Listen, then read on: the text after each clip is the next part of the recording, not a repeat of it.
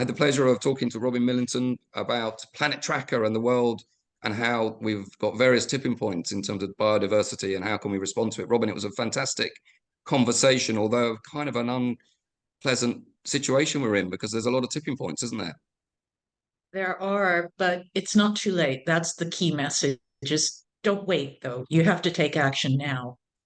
And there's some other pretty lively discussion around oil and gas at the moment. And there's something that we didn't go into in specific detail, but I think there's been a lot of media around that. And that's obviously driven a lot of these tipping points as well. I don't know if you have any further comments on that.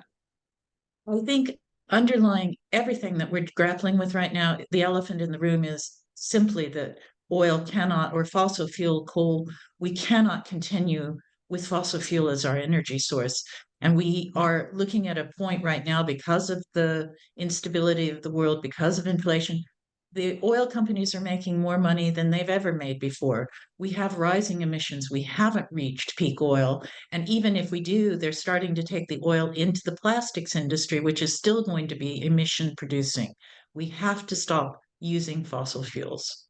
So that's the elephant, but we also looked at the landscape and how we're tracking these things, what companies can do, what philanthropists can do. And I was absolutely fascinated about the role of philanthropy, both in the work of setting up Planet Tracker and all the other organizations, Wetlands International, and all the other work that you've done. So it gives me some optimism about how we as philanthropists and how the philanthropic community can actually step up and support organizations like Planet Tracker. So I thought it was rather positive, even though it's fairly overwhelming. So Robin, I hope everyone else has a chance to watch the full 20 minutes, but thank you very much for participating in the Global 20, such an important subject.